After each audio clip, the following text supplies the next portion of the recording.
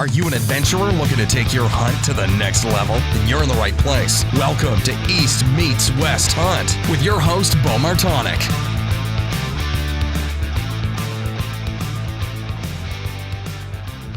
Hey everyone, welcome back to another episode of the East Meets West Hunt podcast presented by Spartan Forge. On today's episode, I am joined by Outdoors International hunting consultant Kyle Hanson. So I'm actually hunting with Kyle this year in Alaska.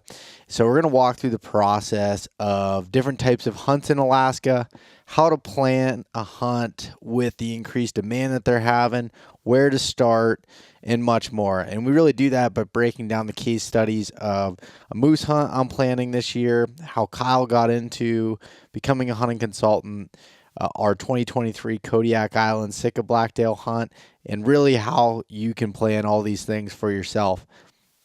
On this week's Mountain Buck Monday Story of the Week, we have a story coming from Chris Wiest out of Pennsylvania. So Chris wrote in, I hunted this Pennsylvania buck for 2.5 years, seen him one time the season before, and he kicked my butt. Last season, I focused all my time and energy on this buck, 20 plus cams out of my 55 just on him.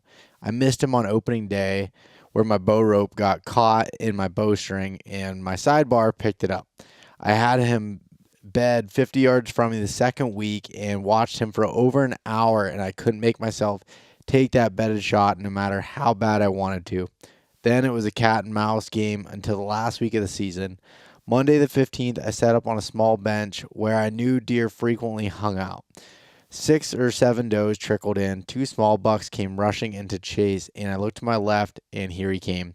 16 yards with the closest off wind in my life. The wind is between us, and his attention is on the small bucks. Ears folded back, I came to full draw and shoot him at just 16 yards, hitting the mark.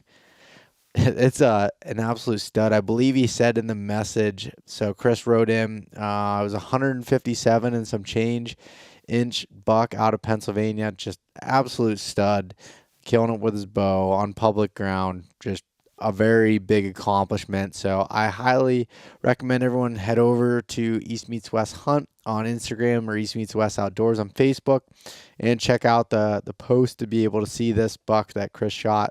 Such a beautiful deer from the 2021 season. And from what I hear, this Chris isn't a stranger to shooting big bucks. So congratulations. And if you want to send in your story, send it in to beau@eastmeetswesthunt.com. Send it to my email there.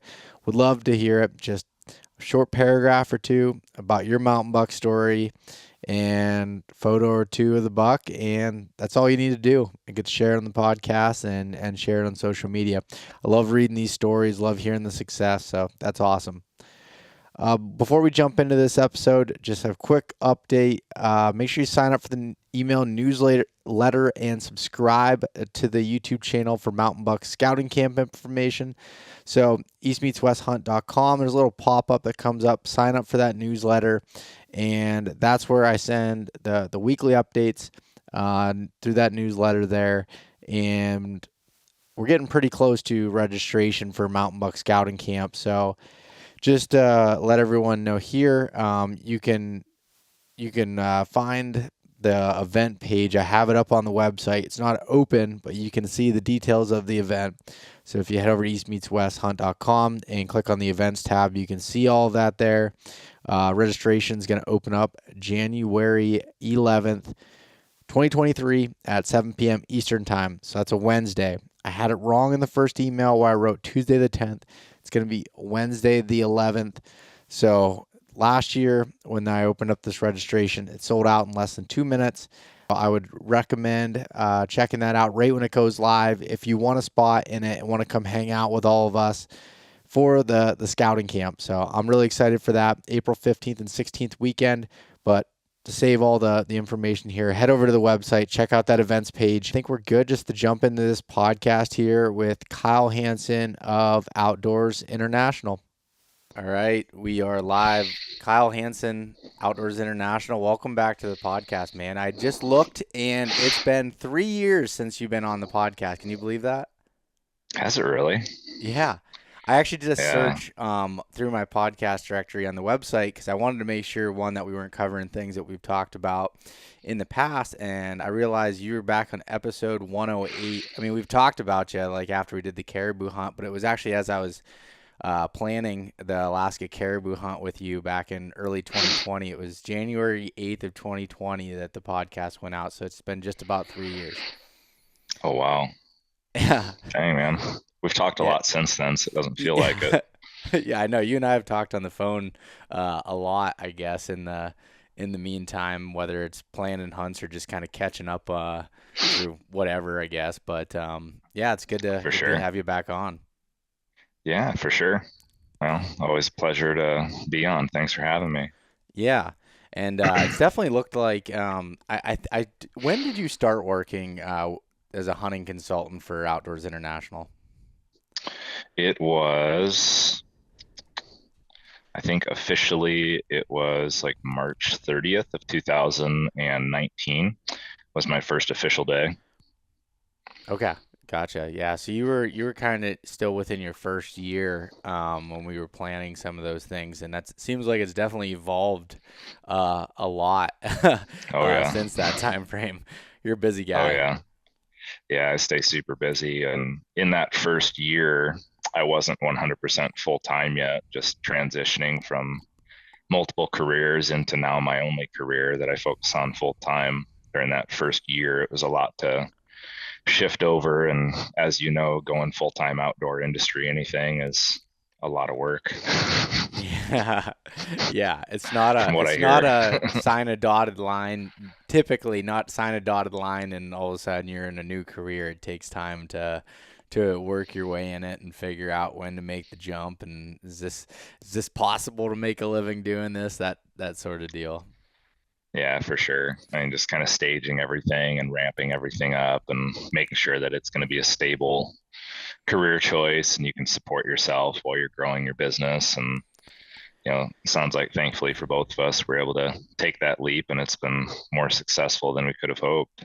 Yeah, no, no, definitely. And it's a scary thing for sure, and it's definitely not. I would say it's definitely not as stable as just signing up with a big company and going to work and like there's a lot of things that can change, but I think if you're willing to pivot and work hard, like you can pave your own path with it, and I think that's been kind of the case for both of us in this time frame, so to speak. But what Absolutely. so I wanted to kind of recap on this. I know we covered it back on episode 108, but just kind of like what you do, like what is your job and how do you help people? Yeah, absolutely. So I get asked that a lot because the title hunting consultant is not a job position that you oftentimes hear about. And so it's very niche, obviously. And so I always tell people that I'm basically like a travel agent, but for hunting trips. And so, people can come to me and say, hey, I'm looking to do, fill in the blank hunt. What services do you provide? And so in turn, I work with, I believe we're sitting at about 262 vetted partners worldwide right now. And so we have partners in the outdoor industry, outfitters, transporters, and trip providers that we ourselves have vetted for quality prior to sending clients there.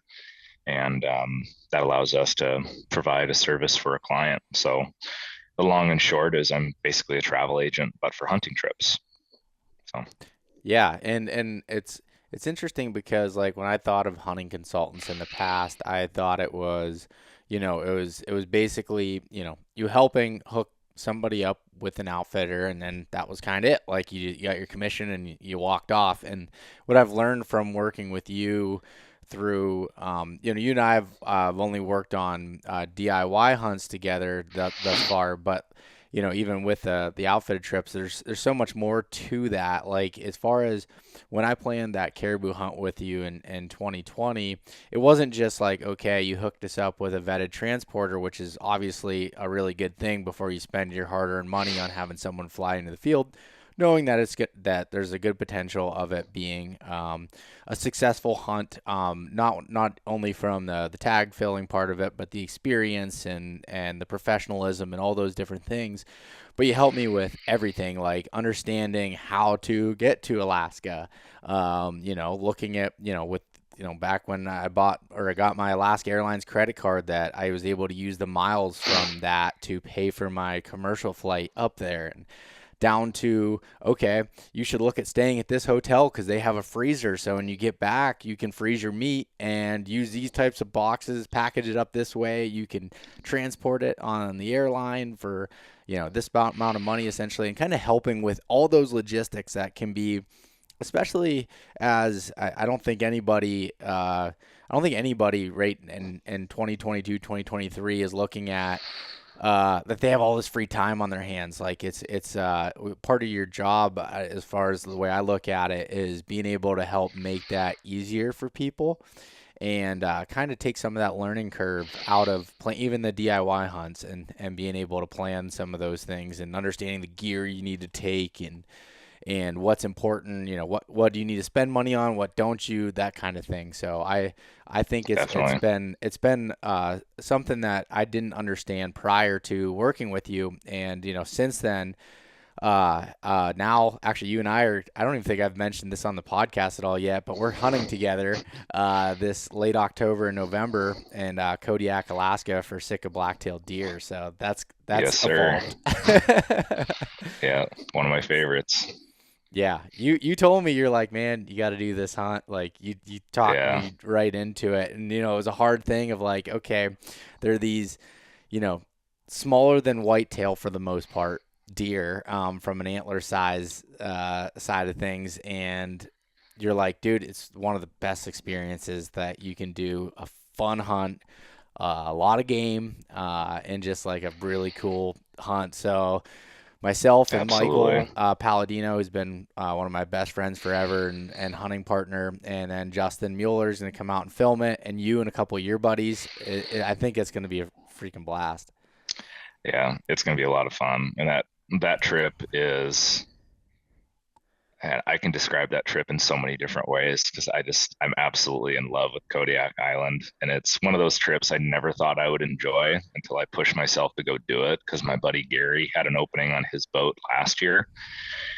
He'd tried to talk me into it earlier in the year, and I just couldn't make it work with other stuff going on. And then I had obligations shift around, and then the opportunity came back available when somebody again canceled on his boat, and I was able to jump in short notice. I already had a hunting license. I had enough miles built up on my Alaska Air card. It was like, man, I have no reason not to go do this trip. I'm just going to go do it because it's a new experience.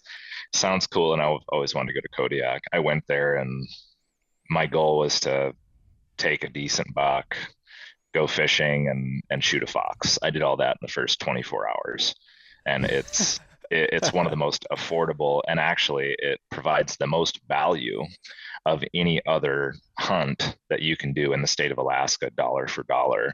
Because I mean, those trips are normally only like $3,500 to $4,500, and that's a DIY hunt where you get to go back to either a boat or a lodge every day. Meals, accommodations provided, dry your stuff out at night. You can shoot up to $3, 2 fox, fish, pull crab pots, and waterfowl hunt. And then if you're an Alaska resident, you can shoot mountain goats too, and up to 5 deer. So it's like, it was just like a kid in a candy store all week. It was awesome. Yeah. Yeah, that's from the looks of it, and like the pictures you've sent me and some other buddies that have done that hunt, it's like you're gonna have a sore back because it feels like every day you're probably packing something out. Yeah. Well, it was like if we had visibility and we went in, we knew we were coming back with something if we wanted to, or at least we'd have opportunity. It's just so much fun.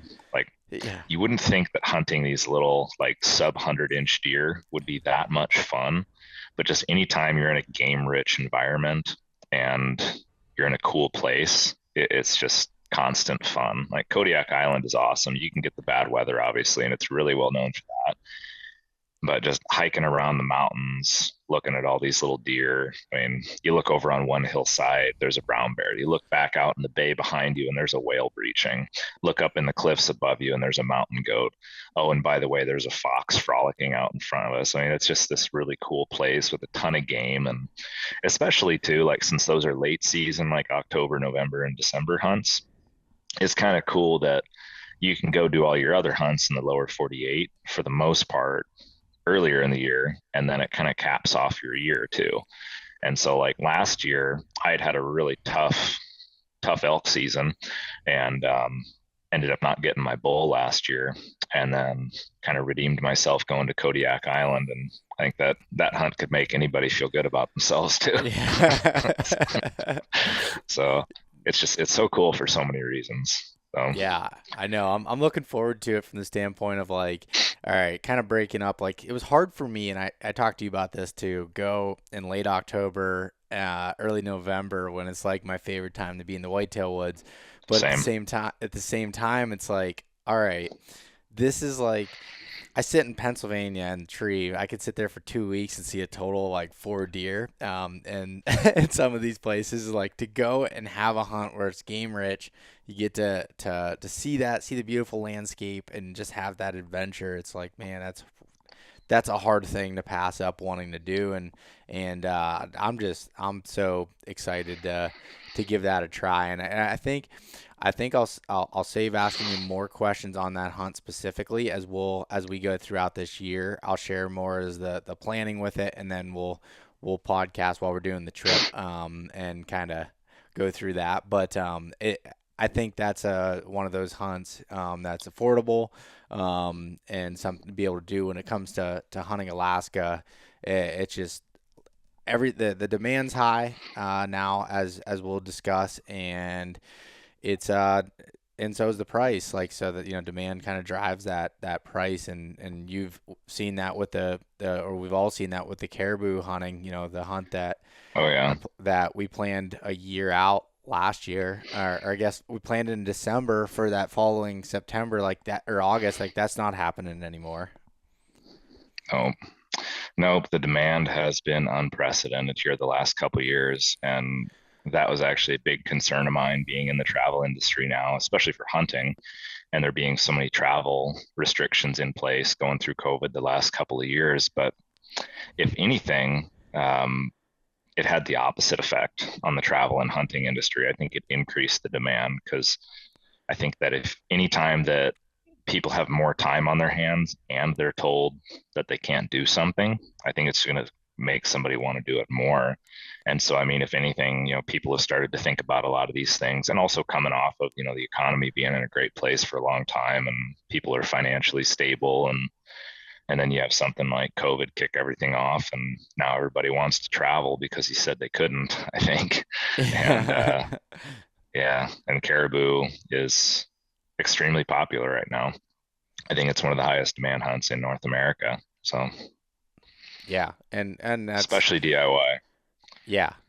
Oh, and because that was a relatively affordable hunt, as that's now kind of changing, and being more expensive. I know, looking at when I was trying to book it again with you, that's jumped up a couple $1,000s in a matter of a few years, and it's just I don't think that's going to change if the demand's there. Like, there's no reason for that price to come down from their standpoint. Plus, the operation standpoint, costs are higher now, fuel, all those other things. They are.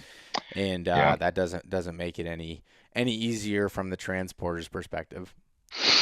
No, increased demand, increased overhead costs, all of that drive up the cost of the hunt package itself.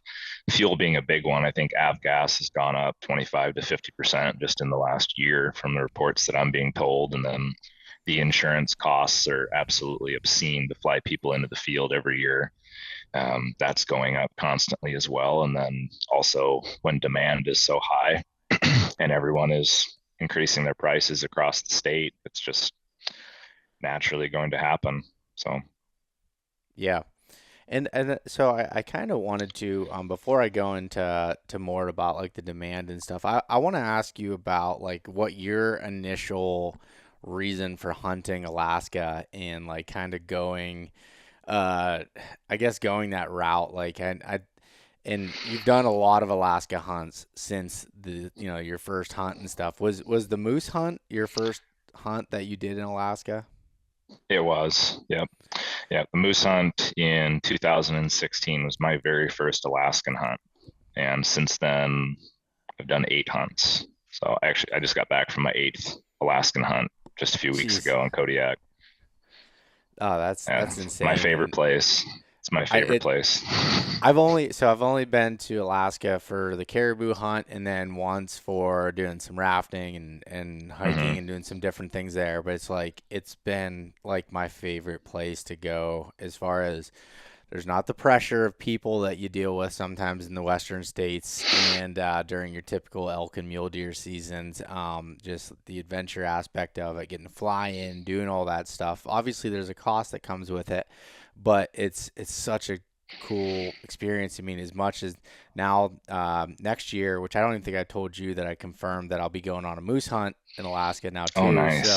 So I have 2 Alaska hunts in 2023, which actually wasn't the plan as far as that's not the easiest thing to be able to do in one year from a financial standpoint. But Yeah. the opportunity came up, and it was like I need to figure out how to make it work. And it's like what I've learned from I guess running my own business now and just like learning a lot from with entrepreneur courses and groups and stuff that I'm in. It's like, man, if you want something, you can figure out a way to make money to be able to do it. So for me, it's like I'm looking at the opportunity, and then some of these opportunities start to fade a little bit and be harder to be able to do. Is like I'm gonna jump on this, and this hunt isn't through you necessarily. It was through a friend of mine that has been on a Hmm. waiting list with a transporter for a DIY moose hunt, and he invited me to come on. Luckily, so Ethan,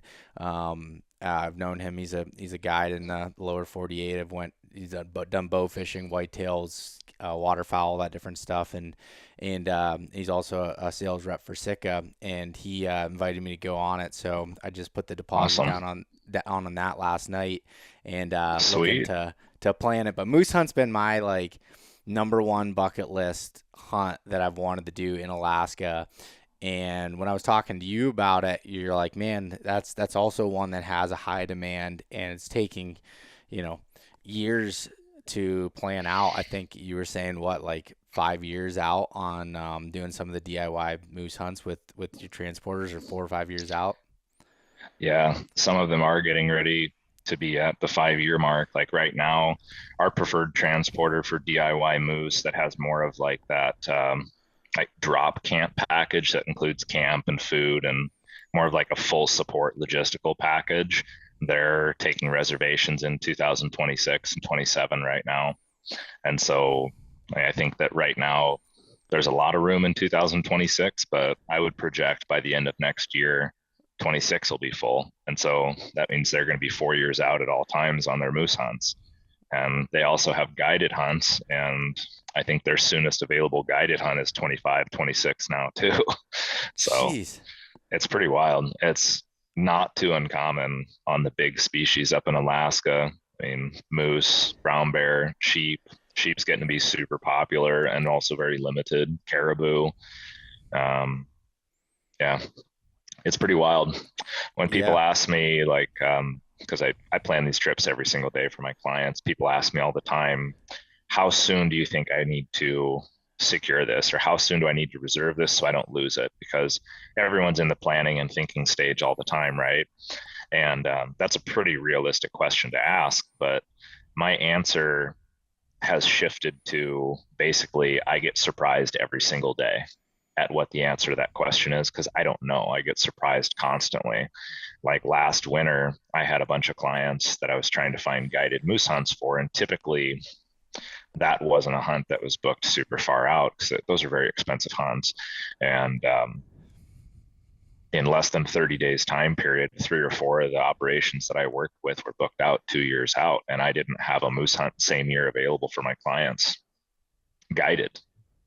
And then DIY, just due to the cost, is a lot higher demand.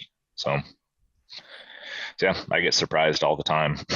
Yeah, no, that's crazy and like that. And so that's like for me as I'm looking at this and like for anybody listening, and I know this doesn't necessarily help with the demand aspect, but if someone's really wanting to do one of these hunts, I feel like trying to plan it, sooner than later, sooner than you're planning on doing it is the better route to go. Yeah. Maybe correct me if I'm wrong there, but I don't think those numbers are going to get any better. It's not all of a sudden going to be like, all right, these moose outfits are 4 years out now. A couple of years are only going to be 2 years out. Like I don't think that's going to change. hmm Yeah, it's probably not going to change anytime soon. And also, a lot of these outfits, they have a lot of repeat clients. Like, I think in year 2022 on our DIY moose hunt, I think the statistic that came up was like 7 or 8 out of 10 of my clients that did that hunt this year. I think I had, let's call it like 20 to 25 hunters total there, but 7 to 8 out of 10, 70, 80% rebooked for a future season. So, I mean, if you have 3/4 of your clients wanting to go back a following year, I mean, you can see where that's leading to. Pretty soon, it's going to be a repeat client only hunt. So Yeah, and I that's guess getting in with them like is probably it's going to get harder. it's going to get harder, but once you do, that helps as far as Yes. being able to do that. So it's like I don't know. I've kind of shifted my outlook on all these things of like, oh, I'll have time to be able to do this or do that. It's like now it's like trying to figure out when those things are available and then me figuring out how to work my way into hmm that. And that kind of also takes of like work year round on trying to be financially secure enough to be able to do that or have the ability to make more money to be able. I mean, even on the DIY hunts, they're not cheap. They're not by any means to be able to do that. That's we can complain about it all we want, but that's not going to help the situation. So it's like how can we be better prepared to do that? Oh, for sure. Yeah. I mean, it's no secret these things cost a lot of money. And I mean, you're going to have invested into a DIY hunt in Alaska easily what you would have invested into a really good guided hunt in the lower 48. But I think the perceived value there is a lot different because, I mean, let's say you're going to have $6,000 to $7,000 invested in a DIY caribou hunt now, not including flights, tags, hotels, gratuities, food, stuff like that. I mean, that's easily what you'll pay on a pretty average guided elk hunt in the lower 48. But, if you wanted to go guided in Alaska, you're going to pay probably twice that, in some cases 3 times that. And so the perceived value is pretty good there. So, and I think there is a lot of value in those hunts. Yeah, and what I've learned about my one trip that I've done to Alaska so far for hunting is, and you told me this going in, and I'm glad that you did, and this is what helps is like you're like, understand that you're going to run into things that come up and it's going to cost more than you have in your spreadsheet. Like that's just what's going to happen. We had hmm that where we luckily tagged out early, but we had to change our flights and changing flights cost a lot of money. It cost like $1,600 a piece just to change our flights with it, no matter what we tried, even though that I thought I had the right insurance on the flights like that as far as the commercial flights I'm discussing and hmm yeah, it costs a lot to be able to move that and get back, and it's like, man, that hurts, but it's like you can't let it ruin your trip, so you kind of have to go in with that mindset that things are going to come up, whether it's weather or things that are monetary. It's definitely going to throw you off a little bit. Oh, absolutely. Yeah. And that's the thing about going to Alaska too. Alaska is almost like a mini international trip with the distance of travel and the logistics that go into it. And you really have to have that flexible, easygoing mindset going into it, just knowing that it's like things can come up and they usually do. They don't always cost you money, but sometimes they can. More than anything, they inconvenience you, they frustrate you. You don't have answers right away, and it's just the way it is. I mean, there's just a lot of moving pieces at all times. Now, in the case of you guys running into that good problem of being tagged out so early, you flew out halfway through your hunt, basically, that's pretty cool. But surprisingly, the costs were that high to change them with Alaska Airlines. Like I was actually up there in Kotzebue at about the same time that you were. And my buddy Mitch and we came out of the field a day late. We ended up getting weathered in an extra day. And there's some other things that changed there with my flights because I ended up staying there for another week on another hunt. But Mitch, my buddy, I had to call and reschedule his flights because they were under my Alaska Airline credit card. For whatever reason, there was a no flight fee on that one. But I don't know why. I think that they just compare the costs of like, okay, your original flight cost this. This flight cost a day later is this. There was no change fee or something like that.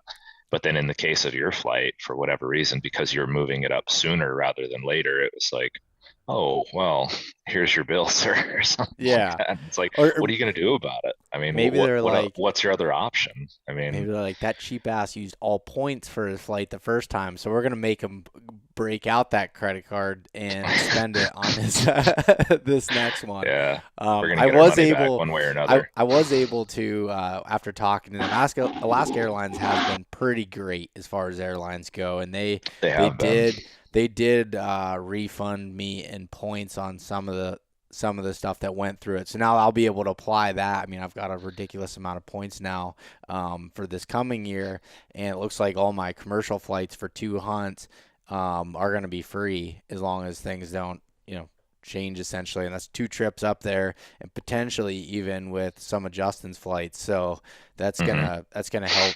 That's gonna help a lot from that aspect. But I did want to kind of transition back to where I originally started, and then I kind of went down a rabbit hole. But of you planning your first moose hunt, and like just kind of explaining that experience, and just going through the story of that hunt a little bit. I love hearing stories of those types of hunts. Absolutely, and I'll try to condense it to some point because I could probably tell that story for hours because there's so much that went into it. But much like yourself, moose in Alaska was always the number one thing that I always wanted to do. Like from the time I started hunting squirrels and pheasants on my grandfather's farm as a child, those things were always fun. But for whatever reason, I always just kind of had that like adventurous destination itch. And moose, just being such an iconic animal, always really struck my interest. And so moose was always my number one. And, going through my deer hunting days as a teenager and even into my early 20s, I just always thought, it's like, I'll never be able to do that. I don't know if I can afford it. And actually, I want to say it was like Stuck in the Rut YouTube video I watched one time, probably in like 2012, 2013, 14, somewhere in there, a few years before my hunt. I saw these 2 brothers from Idaho and their dad go to Alaska hunting moose DIY. And I was like, wait a second, these guys can do this. Why can't I do this? So I saw something on YouTube and I came to this realization that this is possible. I can do this. And so I just started digging in and doing research. And that's actually when I found Outdoors International, the owner of Outdoors International, Russ Meyer. I talked to him about a DIY moose hunt that he had done. And I wanted to do DIY because of costs. And then also kind of just wanted to do it myself because I could. I didn't need a guide. And I don't think there's anything wrong with that, but obviously the costs associated will get you there a lot sooner. And so I talked to Russ and he told me all the details about his, and it ended up being something that I was like, yeah, I'm going to do this, but let me talk a friend into it. Couldn't get a friend to go. And so then I was talking to my dad about it one day and he's like, well, I'll go. It's like, are you sure? are you sure?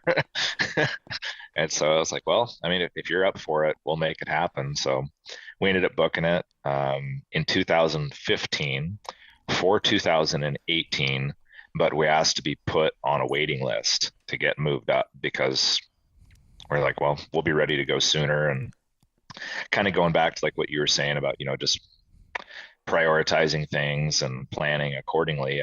I didn't know how I was going to make it work financially in 3 years to go on that hunt, but I was like, you know what, where there's a will, there's a way. I'll do more overtime. I'll save money. I'll save my tax return, you know, whatever I got to do to pay for that hunt. Well, coincidentally, because I made that my number one financial priority, you know, beyond just basic overhead bills, in under 6 months from the time I booked that hunt, I had it paid for. As a young man in my early to mid 20s, working an automotive career and serving part-time in the military, I really didn't make that much money, but I just put in the extra time. I set aside my tax return. Before I knew it, that hunt was paid for. And then a couple months later, I get a phone call from the transporter, and they say, I think this was like January of 2016 at that point. I get a call and they say, hey, we just had a spot open up this year. You're on our list of people to call that want to go sooner. Would you like to go this year rather than 2018? And before the end of that phone call, it was absolutely. And so I went and asked Dad, was like, just to be sure, hey, can you go this fall? Are you good? And, you know, he was like, oh yeah, of course, I'm good. And it's like, all right, we're going to go this year instead. So 2016 moose hunt was on. So fast forward through all the planning and logistics and everything. Dad and I, we get up there and we get flown into the field. We make it in on time. It was a lake-based hunt, and man, so much happened in that 2-week time period in the field. But I ended up killing my moose, I think on the 4th or 5th day. I was fortunate enough to kill my bull, and he actually died in water, which ended up not being horrible because it was deep enough water where we could float him. But if it was like just shallow enough to where I couldn't float that moose, it would have really sucked. Yeah. So we ended up floating out that moose rather than packing it, which was pretty cool. So we did that. And then I want to say it was like the 12th day of our 2-week hunt. Dad ended up killing his bull, which really is the more interesting story than mine, because mine, I just went out for the day, spotted a moose and had a cool stalk and shot him. But with Dad's, we had kind of like this tough lull in our hunt.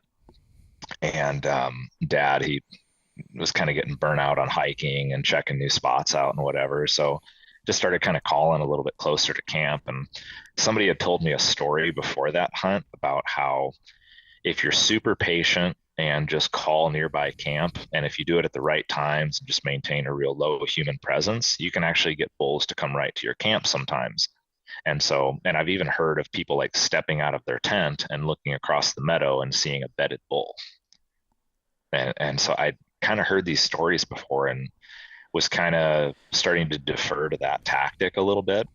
And so there was a couple of nights where I started telling Dad, I was like, let's be real quiet right before dark, and then, you know, do a few call sets after dark, be real quiet, go to bed, wake up in the morning and pick up our calling sequence. You know, maybe something will move in overnight. So we did that a couple of times, and the morning, I want to say morning of the 12th day, step out, get the coffee going, pick up my call sequence a little bit with some cow moans and some raking and stuff, and go get Dad up, like, hey, coffee's almost ready, whatever. And he's like, any moose out there? And I was like, yep, there's a shooter on the way or something like that. I go back to making coffee, and Dad kind of mumbles out and checks on coffee, and it's like, all right, cool. You know, turns around and there's a bull standing right there at 120 yards, literally working in like as I'm making coffee.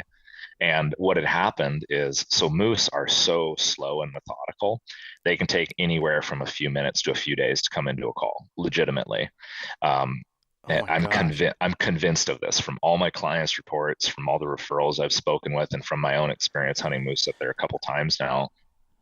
They can just take days to come into a call.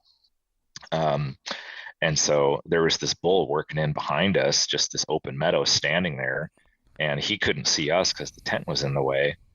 And Dad had like turned around and come back at me, just like ghost white in the face, and was like, "There's shooter." I was like, no way. And I thought he was messing with me at first, and then you could just tell, you know, how flush he was in the face. It's like, he's not kidding.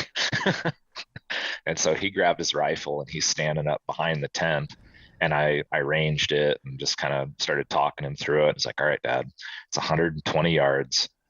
Just make the first shot count, because I could tell he was super excited. and I just wanted to talk him through it. And so he ended up shooting it a few times, and it ended up dropping right there, thankfully, because it was on hard ground. And so lo and behold, 120 yards right from the tent, we killed our second bull. And so I think that's a way cooler story than mine, because like we called it right into camp, and I'm convinced what happened was that the bull had heard us and then came in overnight and just bedded down nearby.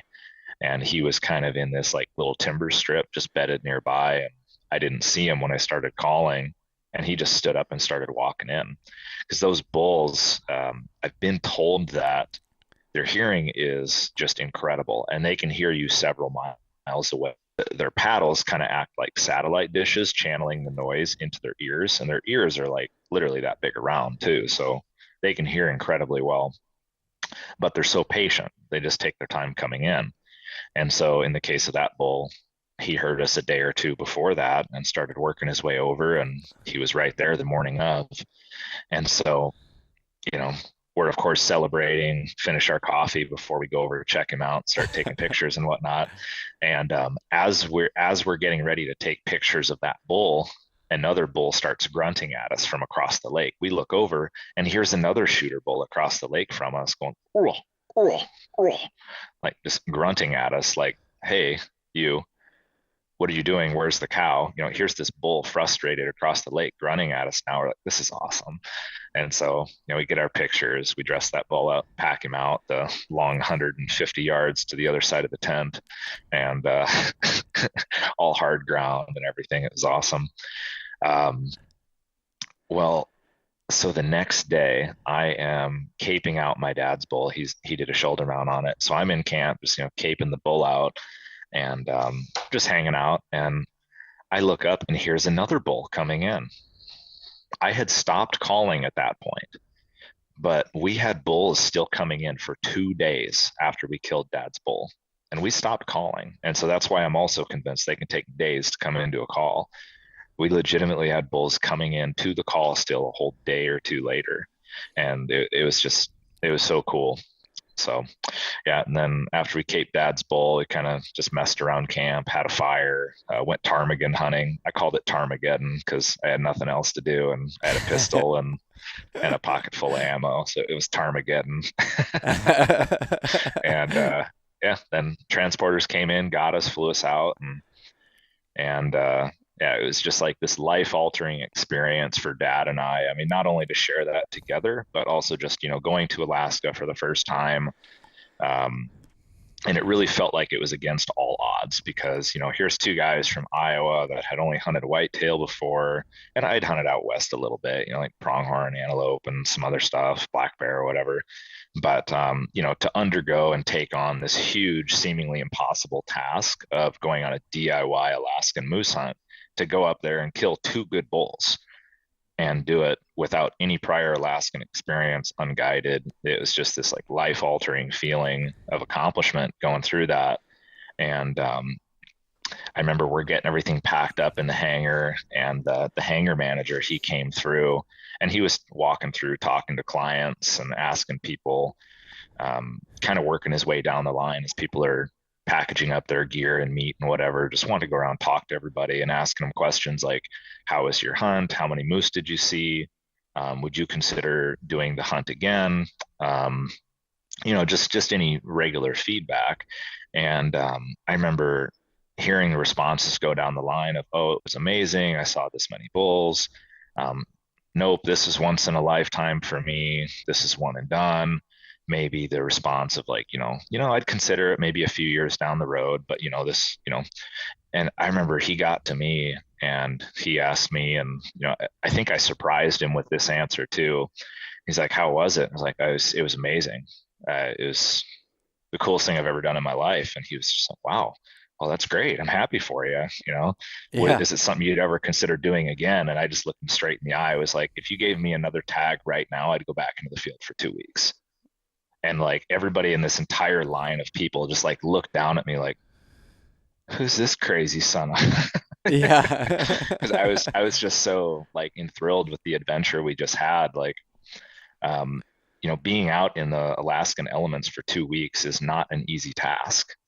No. And like I was still so enthralled with it that it was like, man, I just had a shower. I'm good to go. I'll go back and do it again right now. Give me another tag. And so like I really connected with the transporter, and we became like instant friends that day, basically. And then, after that, running into the next story, basically, I started planning my next Alaskan moose hunt that day. So unguided Alaskan moose hunt number 2 started planning that day. I wanted to go back and try to get a truly exceptional moose this time. So I told myself first time, I just want to go. I want to get the experience. I'd like to get a moose, a good bull. And we both shot really good bulls. They're really good bulls, actually, for our first time. But I know that Alaska is known for those, like, just absolute exceptional genetics for moose. The Alaskan Yukon subspecies of moose is the best in the world. And so I wanted to go back and go big or bust, and for an exceptional bull. And when I say exceptional bull, I wanted like a 65-inch plus Alaskan bull moose, which that's a pretty tall order. And when I talked to Russ at Outdoors International and my transporter, I let him know that I understand what I'm asking, and I understand that those are tough expectations. And so I'll make a deal with you. I will go back every single year and go big or bust and come home empty until I accomplish that. I'm willing to do that. Like, I'll commit to it right now. And not many people are willing to do that. But going through that whole process, I had learned that if I prioritize this hunt, I can do this every year. And like I said earlier, I'm not inherently wealthy. I was working in the automotive field, not making very much money, and making a couple of $100 extra, working for the Iowa National Guard, serving on weekends and 2 weeks a year. So all of my disposable income was coming from overtime and just being conservative about it. But I committed to going back and doing that hunt every single year until I take a truly exceptional bull. That was the ultimate goal. And also just hunting Alaska for the first time, it kind of got in my blood, and I was like, this is something that I need to do for the rest of my life as long as I possibly can. And every single year that I can have an Alaska hunt planned going forward, I will.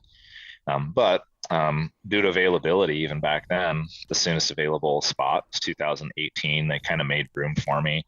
And I talked a buddy into going, who's actually still one of my best friends to this day, Matt from Colorado.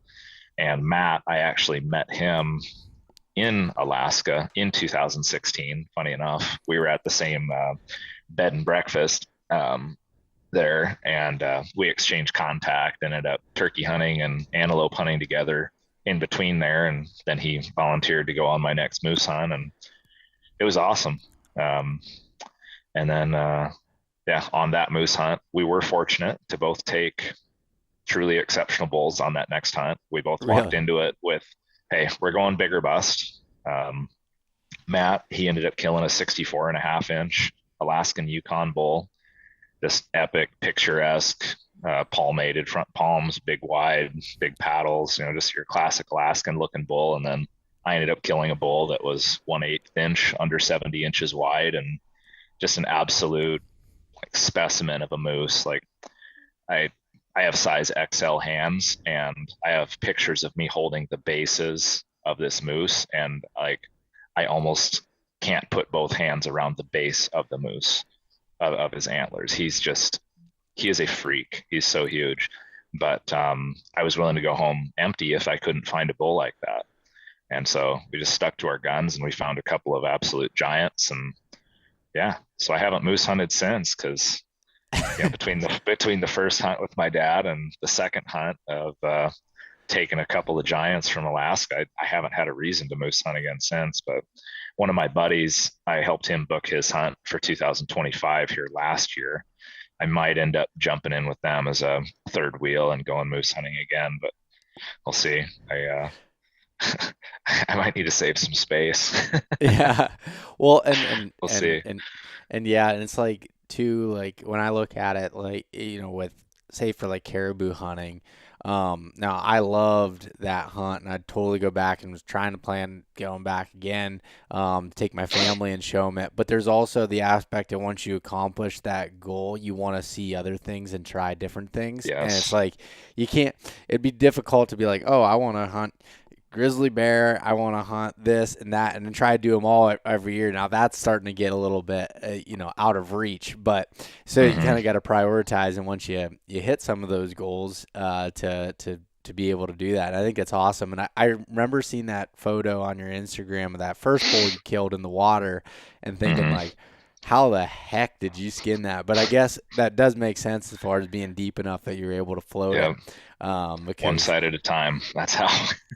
Because you're not like really moving those on ground or in, ankle deep water. Like you're kind of screwed at that really. point. You get them in as shallow as you can and do one side at a time, and you kind of just like lay the cape over on itself, and then you can pull each quarter off of each side, and the cape actually laying in the water kind of floated there. And so it actually kind of gave us a surface to work with a little bit too. And it really wasn't that bad. And we had all the right equipment. We were wearing, full on like fly fishing chest waders because that was a really wet area. And so we knew what we were going to encounter and that there was the potential to kill in water. And so, it really wasn't that big of a deal for us. We just made it happen, and wasn't that bad. So you're also the guy that said that, once you got out of 2 weeks in the field that you'd go back in right now. So people should take that with a grain of salt when you say it's not that bad. I kind of have to take it into context, because I might just be different. I think a lot of us that do these types of hunts and stuff are a little bit different, per se. But I haven't heard, like, at least in my friend circle, anybody that's went to Alaska, everybody is overwhelmingly like, I want to go back and I want to do that again. And it's just like, gets in your blood.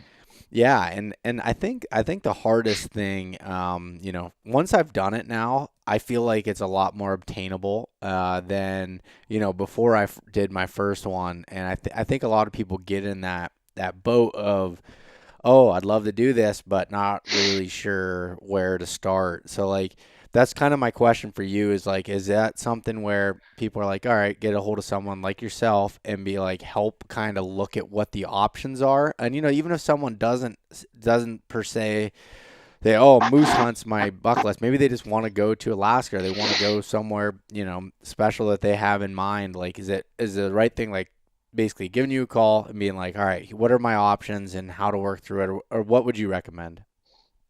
Well, I'd of course love to help, and my services are not in addition to the cost of a hunt. We were kind of talking about that earlier, and just kind of touch on that aspect. The outfitters, trip providers, and transporters that I work with, they pay me for my services, so the client doesn't pay extra. And so let's say there's a hunt that's $5,000, it's the same price through me or the outfitter. And so just kind of check that off. So people know working with me. But I'd of course love to work with people, but options are limited, and I understand that. And where to start, that's always kind of a variable question. Like with Alaska especially, and limited availability, I have a lot of people reach out to me nowadays and say, hey, I want to do a caribou hunt this year, or I want to do a moose hunt this year. And I just start working with them on expectations and trying to figure out what they really want. Because some people might reach out to me and say, I want to do caribou, but what they're really saying is, I want to go on an Alaskan adventure. And I might say, well, do you guys want to go this year to Alaska and have a great adventure, but it doesn't necessarily have to be caribou? Or is it caribou no matter how long out we have to plan? Depending on the answer to that, could be, okay, so we're planning caribou 2025, or oh no, well, here's what we do have available in Alaska, because you guys want to go regardless, whether it be like waterfowl fishing, a blacktail deer hunt, combo hunt, whatever. And so, really, I always start out, big picture and work smaller, just kind of start narrowing things down, establishing expectations with my clients, and just kind of give people some pointers in general of how do I plan a DIY Alaskan hunt. Well, start big picture and go small. Establish what your expectations are, what budget you might be working with, because obviously, if budget is not realistic and you can't make it work, then, you might need to plan for 24 instead of 23 or what have you. Select your species, which will also dictate the location. And, once you start working down through all of these different steps of, species, budget, location, style of hunt, fly in, boat in, backpack in, whatever, pretty soon you can narrow it down to just a few options, because it's a big state, right? There's a lot of places to hunt, a lot of different styles of hunt, and it's all overwhelming, but you just have to have some kind of a logical approach to it. Otherwise, you're just going to kind of spin in circles and not accomplish anything and never go. And to that point too, I also would encourage people to not get too wrapped up around the axle on, planning every single little perfect step. At a certain point, you do just want to go and figure out your preferences too. So, I mean, you need to know what you want for the most part, but it is okay to not know everything about a trip and just go experience it and learn from it. Like you were talking about earlier about what I try to do for my clients, like pre-hunt logistics, talking through all the details. I try to cover everything I possibly can, and that is the service that I try to provide for my clients, because the more informed you are, at least for me, I'm the type of person where I get a lot more from the experience, the pre-hunt research, executing the hunt, and then coming home from it and things going as smoothly as possible. It's very gratifying for me, that full circle process. And so I do try to provide as much resource, education, and information for my clients, because I want everyone to be prepared and enjoy it. But still, there's really no perfect scenario there. There's always going to be something you don't know. But, it's kind of like going back to that flexible mindset of, accepting what you can't control, but, working on the things you can, I guess. So, yeah. Yeah, and no, I think that's a good point. Is like, and even back to, what I tell people with planning, an elk hunt or whatever it is, a lot of times you're not going to have all of the details 100% figured out when you plan on doing it. And then once you get that thing in the calendar, and whether it's putting money down on the hunt or whatever, and then you can start figuring out, because you can get caught up in the details sometimes and not be able to make a decision because you're trying to have too many things lined up ahead of time. But once you have it planned, then you can start working through that. And I know for me, I think you and I are very similar in this situation, where the more we have planned and kind of have it figured out, it just creates a better experience. It's less stress on you when you're there, rather than all of a sudden you go to Alaska and you kill a moose and you're like, how do I get this home? Like that would cause a lot of stress on me if I didn't have that kind of planned out ahead of time. Absolutely. Or at least have some ideas on that. Yeah. And it opens your options too. Like if you know in advance that, okay, I can either self-butcher this, donate it, air cargo it to Anchorage and have it processed, or air cargo home, by pre-planning and educating yourself, now you have 4 options, or a combination of all the above, versus getting there. Okay, here's 600 pounds of meat. What do I do next? Well, your option is basically donate it or pay for the most expensive option, air cargo and processing. Whereas if you had prepared just a little bit, you could save yourself several $100s by self-processing or whatever, so it's important to be thorough and plan, but you also do have to just be realistic with yourself, and just, at a certain point can't plan for everything, Yeah. So, but having a good idea. But like even coming back to, like say working with you or someone on your team or whatever, like as you're planning these things, probably, I guess what I'm trying to say is that it's not going to happen right now this year. Like, especially if you have like very specific goals, like I want to shoot an Alaskan moose, for example, like that might take some years in planning. So it's like, you got to kind of think ahead a little bit on that aspect of it, and getting in contact with someone like you or whatever, and work through those situations and plan it, because things are getting harder.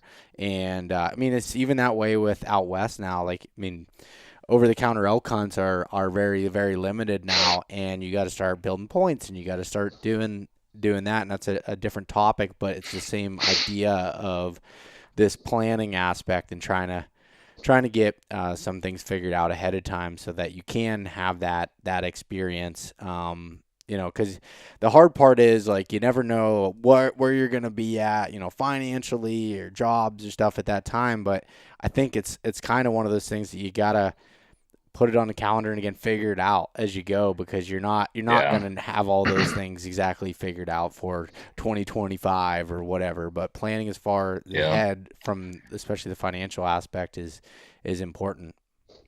Yeah, for sure. Yeah. And that's where, just everything being balanced, to give you enough confidence to move forward without knowing everything, just kind of having a general picture outline, so you can start planning rather than just overthink yourself out of planning a trip and never going at all. So it's kind of this fine line and balance, but at a certain point you do have to take a leap of faith and decide, hey, I'm going to make this work. There's a will, there's a way. How many thousands of people have done this before me, and how many thousands of people will do it after me and successfully? It's going to happen. So you just have confidence in yourself and, be prepared for an adventure and give yourself plenty of time to prepare physically, financially, and mentally, and it'll be great. I think what you just said there is like one of the most important things anybody can take away from this conversation, no matter what it is. It's like, you're not the first person that's going to do something. Like there's a way to do it. It's yes. And it's not, everything, you're not thrown against the wall as far as, people have been in probably a lot worse situations than you and have figured it out. So try to think with that mindset of it. And I think you'd put yourself in a better spot. For sure. And that right there is one of the things that I told myself before I pulled the trigger on my first Alaskan hunt, was like, I was just so worried about, what if this, what if that, can I even do this? I didn't know if I had the confidence to try to pull this off or not. But it got down to it. And it was like, you know what? Look at these other examples. Like you could just do a simple YouTube search of unguided Alaskan moose hunts. Like there's other people that have done this. We're all people, it's like, if they can do it, I can do it too. So many people have done this before me. So many people do this every year. I can do this too. I just don't know how yet. And that's okay. And that's the fun. That's a huge part of the fun, is learning. So yeah, I think with these types of hunts too, like that whole year ahead of time of the planning and the gear and the logistics, like that's all part of that adventure, and you got to look at it that way. Like you can look at it as a burden, or you can look at it as part of the adventure. And I think however you look at that, it's going to change your overall experience on it. Absolutely. Absolutely.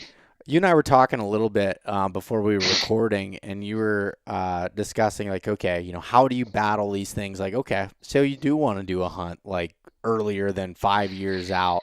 What do you do? Like, maybe it's not just Alaska, or maybe it's, there's some other kind of off the wall type ideas that you can go with and still have awesome adventures that you can do earlier and maybe even for less money. But kind of explain a little bit of what we were discussing there. Yeah, and one of the things that, I've had to do with the unprecedented demand on the travel and hunting industry right now is a lot of times when I have clients reach out to me and they want to do their bucket list hunt, we might have to plan that out a little bit further than originally expected. And so, a lot of times people are ready to do something sooner. And so that's where, looking at some of these other trips that, might be called more obscure trips, or, hunts that you wouldn't do every single year. Like you and I were talking about, like, say, winter mountain lion hunts, winter aoudad hunts. Those are awesome. Spring bear. There's all of these other opportunities that aren't always in the limelight, but they're phenomenal experiences. So, like say like mountain lion hunting with hounds, that's a really cool experience that I think most people want to do at one point in their life, but it's not one of those hunts where you're like, I'm going to go get my mountain lion this year, like your fall elk hunt or maybe your spring bear or something. So hunts like that, you might consider filling in the gaps between now and 3 or 4 years from now on, like your bucket list hunt or whatever. Just get out in the woods, do something. Don't let a weight stop you from going hunting, obviously. And there's a lot of really cool opportunities out there like that.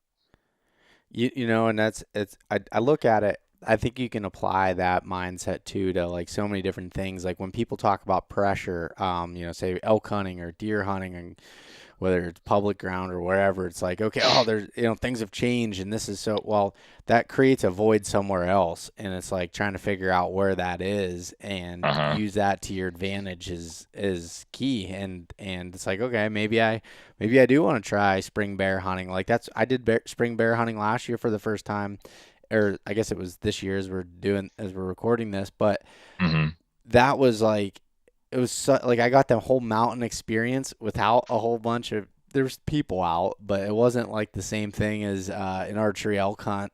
And I still got to be in the mountains and do that and learn a different species and have a blast doing it and carry a rifle around in the mountains. Like that's awesome. And I think like Totally. all those different experiences have their own way of doing it, or have their own benefits or things that you can pull from it.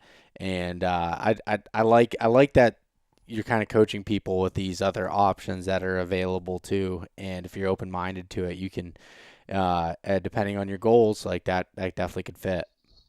No, for sure. Yeah, totally. And like what you were just saying about, you mentioned elk, like I run into it quite a bit with elk hunters and, maybe people that haven't hunted out west before. A lot of people do have kind of this notion that they have to go on this, like maybe a draw hunt or something that is like a 2 to 5 year plan to go. And that, that's the only hunt that they can go on. Well, there's other options, there's over the counter hunts. Yeah, you might see people, but at least you're in the mountains archery elk hunting, you're warming up for that once in a lifetime elk hunt, so I mean, you don't have to just jump to once in a lifetime too. You can warm up a little bit, whether it be like with a spring bear hunt or like maybe an over the counter hunt, more affordable options, drop camps. I mean, there's so many different options to get yourself out there and get out hunting. And, ultimately at the end of the day, going out and experiencing these things is first priority. So yeah, at least for me. And another thing, and I've talked about this before, but I think it's an important thing, especially with what we're talking about here, is when you're trying to do like a DIY hunt or do it on your own, yeah, you're going to save money, but there's also the aspect of sometimes it might take the same amount of money as going a guided route before you're actually successful, because you got to put in the time, you got to do that. And with people that are really busy and maybe very career oriented, maybe you have a little bit more money and are willing to spend it going with a guide. And if you go into a guided hunt with the aspect of learning, I've only done a few guided hunts at this point, but I did 2 of them this year, and which was I had never really done that before, but I went into it with the aspect of, okay, I'm going to learn from these guides as much as possible and be a part of that experience. And you come out of that so much further ahead, too. If you go into it with that, if you go into it as they're going to do all the work for me and you're just kind of along for the ride and you're going to pull the trigger, well, you're probably not going to get as much out of it. But if you are willing to spend that money, you can have some incredible experiences on the guided front. And I feel like I'm at fault too for a lot of times just talking about the do-it-yourself type trips, but there's also the guided route that a lot of people could benefit from, especially if you are financially stable enough to be able to do it. Absolutely, yeah, and definitely don't discount guided trips too. And I know that DIY type hunts are more often the talking point than guided hunts. I think that there's a lot of pride in that, but there's absolutely nothing wrong with going guided. And in a lot of cases, it's your only option. Like throw a couple options at you: sheep, brown and grizzly bear, and mountain goat in Alaska. Your only option is to go guided. So if you want to do that someday, it's going to be guided. Hunting in Canada for any species has to be guided, because as a non-Canadian resident, you have to go guided. Hunting out west, in a lot of cases, it makes a lot of sense to go guided because, I mean, just to throw it out there, if a guided hunt costs, I don't know, let's just say your average guided elk or deer hunt out west is like $7,500. If you spend $3,000 to $4,000 driving back and forth pre-season scouting, just to kind of get a feel of where you're going, and then you have equipment, food, stuff like that, you're really getting pretty close to what a guided hunt costs anyways. and you have somebody that basically lives and breathes this and is hunting there all season long, that it's going to take you out and accelerate that learning curve. And then on top of it, all of your other incidentals during a hunt, like travel to and from a hunt, tag and license, meat processing or taxidermy costs post hunt, all of those things are the same anyways. And so I think it can actually be eye-opening for some people to see what the costs of a guided hunt really are and how much they have into a DIY hunt. And much like what you just said, if somebody is, willing to have the mindset of learning, as well as, understanding that a guided hunt can still be a very rewarding experience. And for me, it's always been a rewarding experience, because I always go into it with the participation mindset of like, I'm not here to just follow you around. No, I'm here to hunt with you. You and I are we're the same team. I showed up here ready to participate, and I want to learn from you. And, some of the guides I've actually hunted with have now become some of my best friends. And like the guy I grizzly bear hunted with this year, Cody in Alaska, by the end of that trip, we felt like we were brothers, and we were sad, when it was hunt over, we were sad. My buddy out in Wyoming, the outfitter I work with out there that I mule deer hunted with this year, he's like a brother to me. He told me when I left, he's like, "You're family now. You come here whenever you want.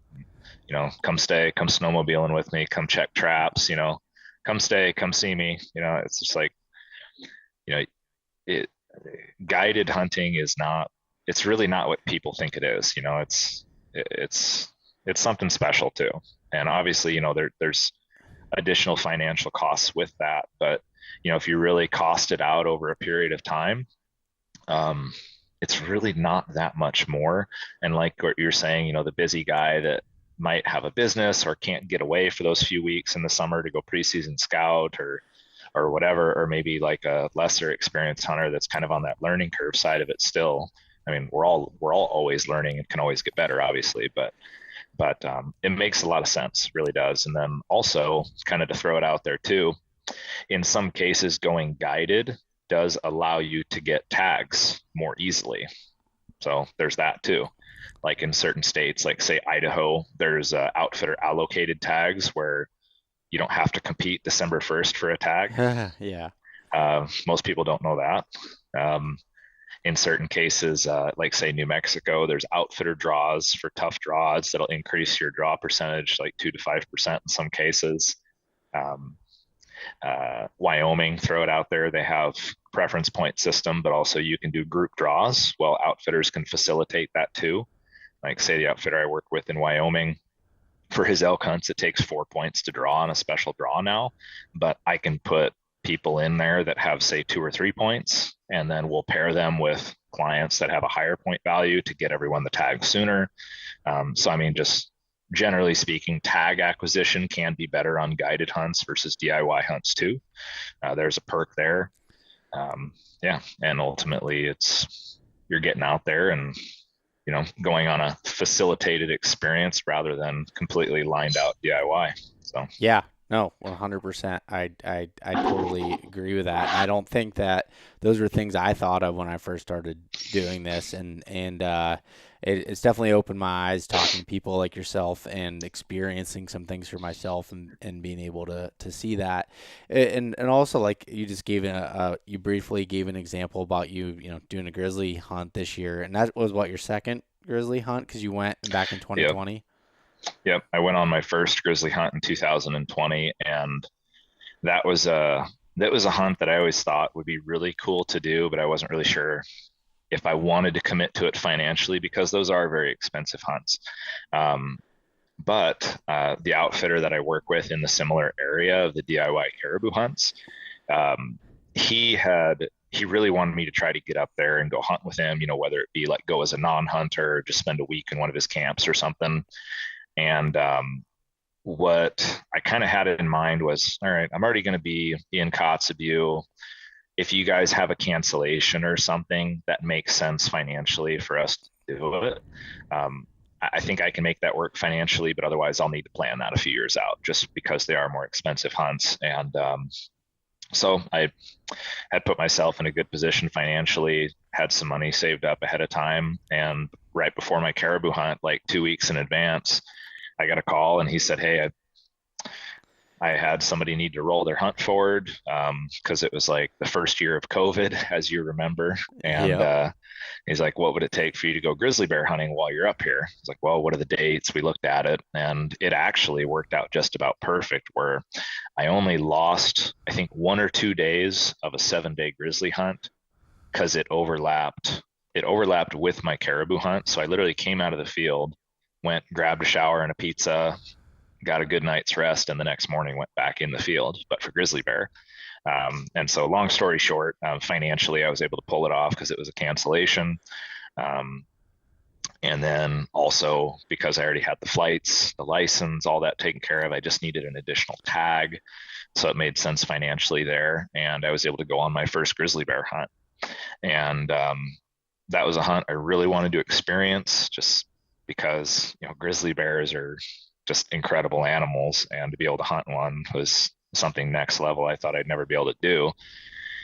And that was one of those hunts that I kind of fell in love with.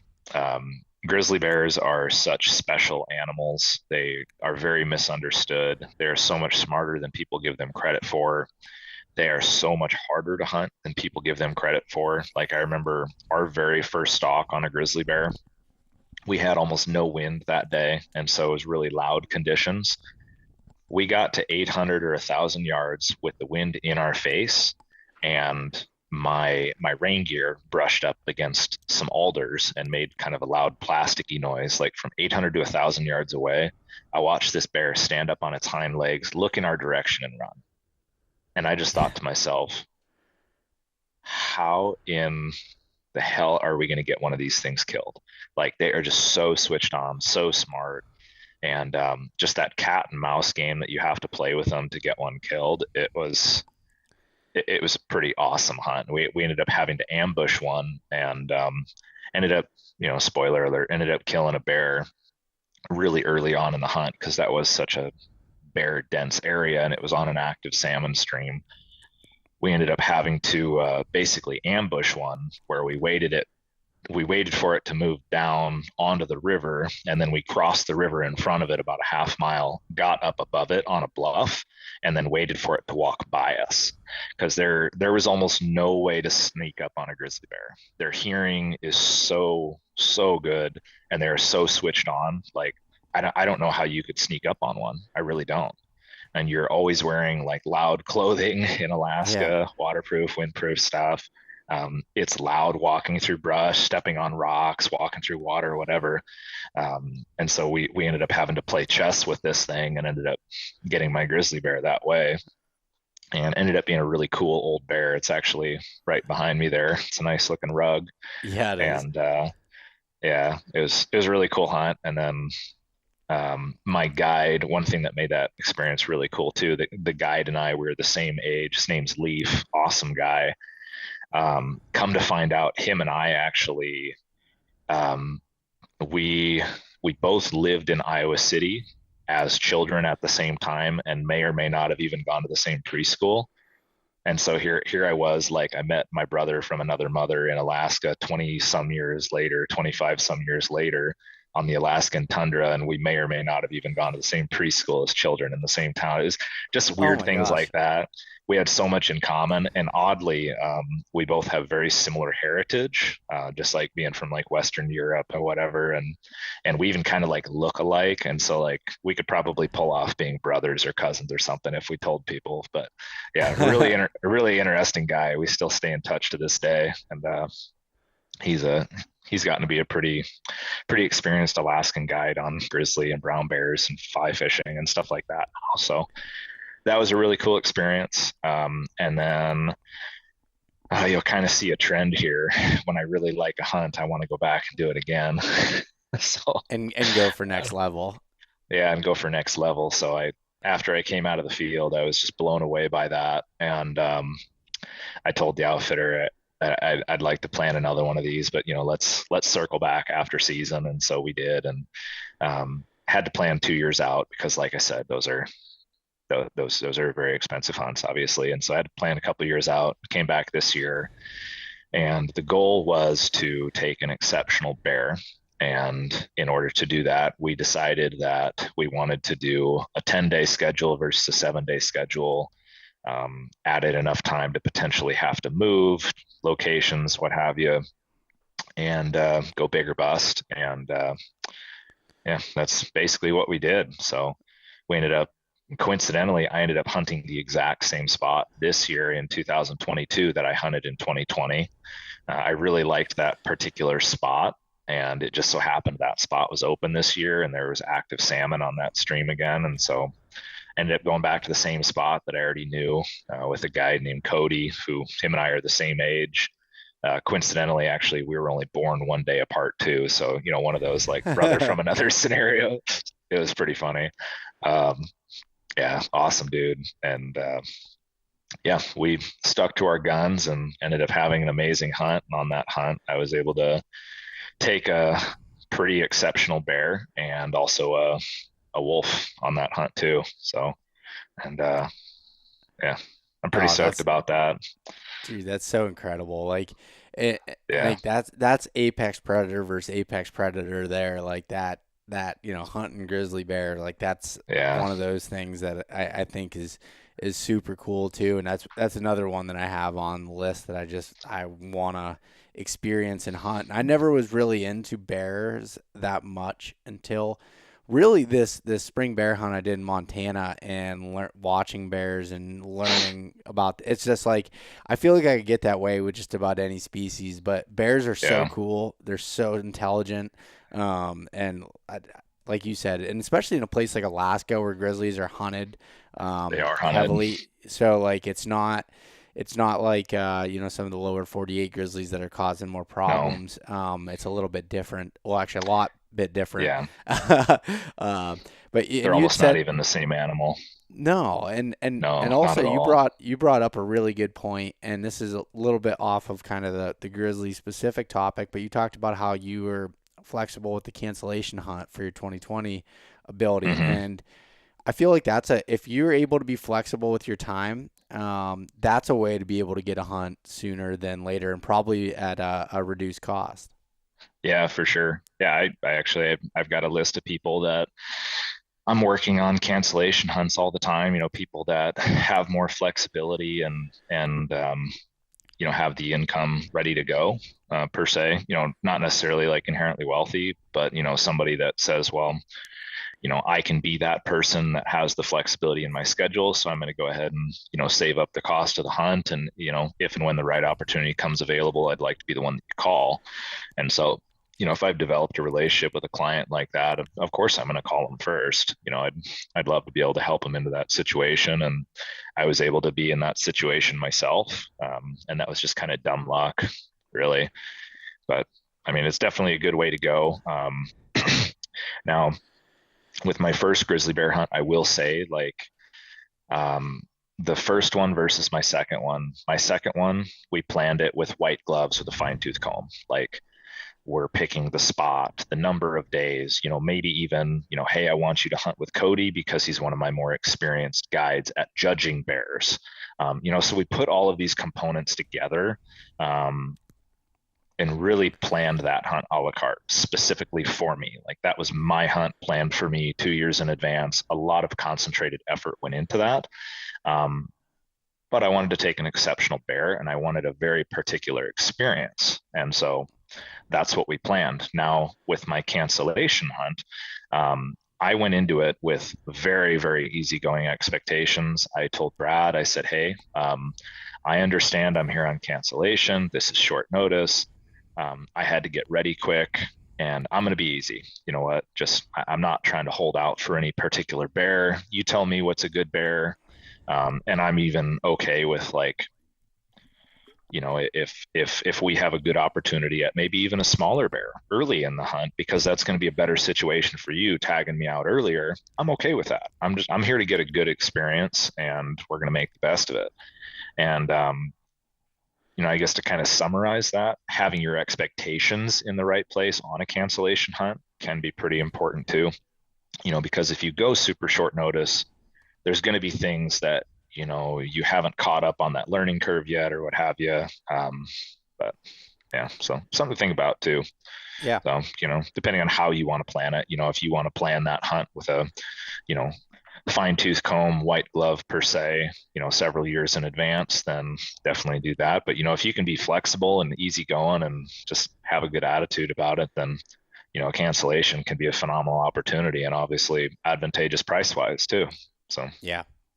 Oh, no, most definitely. I think, there's so many different routes here, to be able to go to make it happen. It's just being aware of those, different opportunities, kind of figuring out what you want, and then working with someone that can help you make your dream a reality. And I think that's like, as you're looking into 2023 and you're looking at your goals and what you want to do, is kind of start thinking about some of these things. If you want to do an adventure hunt, and which I recommend, it was life-changing, not to sound dramatic with it, but it was a life-changing thing for me, first when I did elk. Same. and then as I went to Alaska, Yeah. like that changed my whole course on what I want to do. And I love whitetail hunting and I love that aspect of things, but there's just something about going to these incredible places that very few people in the grand scheme of things get to see and experience, that you come out a better person for it. Oh, absolutely. Yeah. And I don't think that it's unfair at all to say that it's life altering. Like I didn't know what that meant until I went and did it myself. But, to come back from a remote destination style adventure and to accomplish that. And I mean, it's not even just the success, the success is obviously great, but it's just the experience in and of itself, going through the trials and having to be patient and test yourself, and it's physically demanding and having to deal with bad weather or whatever, sleeping in a tent, being cut off and remote, not having cell service, access to email, text, phone call, whatever, unplugging. I mean, all of it, every single component of those experiences create just this life altering result. And I definitely feel like when I come back from one of those hunts, I'm refreshed and a better person, and I feel like my soul is more alive than before, so it's definitely not getting too deep at all. It's like I said, after I did it, I realized that, I need to have one of these trips planned at all times, as long as I can physically, financially do it. Like this is my jam. This is what I was meant to do. This is what I want to look forward to at all times. So like I've made it my life. Yeah, I was gonna say, that's truly life altering, even from a career aspect with you and with me. But it's kind not everyone needs to take it to that extreme. But not at all. Yeah. But I don't know. I think I think it's pretty cool. And one thing I remember, when was it? I guess. I guess when I first met my girlfriend, and her family had done a bunch of cool Alaska hunts back in the 70s and 80s, like talking to her grandpa doing sheep hunts, and her dad's done it too, and like and grizzly bear hunts, and like getting to hear some of those stories like back then, and they still remember it like so vividly and so detailed.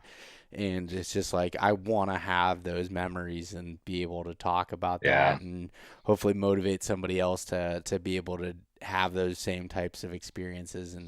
And there's so much to it, but I think that it can seem out of reach, and it's really not if you make it a goal. But not gonna. I also don't want to downplay any of this and make it act like it's just like easy. Like you really do have to align yourself with, this is what you want to do, and make it a point to make it happen. And there's sacrifice that comes with the finance side, the time, all those different things that are associated with it. And I think that's something that I've tried to also put focus on, is whether it's talking about whitetail hunting in the big woods, or if it's going to Alaska, or it's going elk hunting. Like I don't want to dumb it down as much and act like that you can. It's so easy to do. It's not easy, but that's what makes it rewarding. But it's possible, and you just have to have your goals aligned with it, and and there's sacrifices that we've all made to do that, and that's, yeah, I guess that's the end of my soapbox there. Yeah, no, absolutely. No, I totally get it. And like the first trip is like, there's so much anxiety that goes into the first trip. And that's a big thing that stops people from ever going on that first trip. But it gets easier every single time going forward. They're never easy, even though like I'll say things like, oh, it wasn't that bad. Like you mentioned earlier, that's kind of a relative term. Yeah. So it's like, yeah, there's always going to be trials, but it gets easier the more that you do it. And, you just kind of learn from it and reduce that anxiety of going and the unknown, and all of those things just get easier as you dive into it and do it more too. So 'cause everyone has to go on their first trip at some point. Definitely. Well, yeah. Kyle, I appreciate you coming on again and talking with me here. I mean, I think there's a million different directions we could have went with this, but like my goal was, as we talked about, was like, I want to kind of bring it back to ground zero and looking at, what are possibilities that are out there rather than the detailed logistics, because again, that's where you can get caught up in things, and just adventures out there. And I haven't said this on the podcast since probably the first year, but like kind of like my tagline of, how do you define adventure? But it's really yours to define, and how you want to go down that route. And I appreciate all your help with being able to help me plan these adventures. And now we're going to get to hunt together, and I'm sure it probably won't be the last time. So I'm excited about that. And I'm sure the listeners will be seeing more of you going forward. So sweet. Well, I appreciate you having me on, and I didn't even know it had been that long since I've been on, but I know, I appreciate you having me on and, letting me talk about what we do and share some of my experience. Hopefully it helps some people out. Yeah. So I guess the last thing I would say is, if anybody wanted to either get a hold of you or just like check out website, social media, any of those things to follow along, where would you want to recommend people to check out? Yeah, so I can give you my contact info to include in the show notes, but email or I'll give you my personal cell phone even. People are welcome to call me, although just be patient with me getting back to you. So email, cell phone, I think let's see, what am I on Instagram? Kyle Hanson Outdoors or KH Outdoors. I'll have to double check that. I'm sorry. It's Kyle Hanson Outdoors. I have it pulled up here. Yep. So. There you go. Perfect. Thanks for keeping me straight. Yeah. Yeah. So yeah, you can get a hold of me on there. I'm pretty responsive. And I always tell my clients and people that if you ever reach out to me, I'll always get back to you. If I ever don't, it's just because I'm out of service or on another call at the time. So, but try to provide the best service I can, and communication's huge. So any platform, I'll always get back to you as fast as possible. Yeah, definitely. I'll put the links to all that stuff in the show notes, but really thanks again for taking time out of your busy schedule and talking with me here. Thanks, man. Appreciate it. Thanks so much for listening to this episode of East Meets West Hunt with your host, Beau Martonik. For more great content and to stay up to date, visit eastmeetswesthunt.com, Facebook at East Meets West Outdoors, and Instagram at East Meets West Hunt. If you enjoyed today's episode, please review and subscribe, and we'll catch you next time.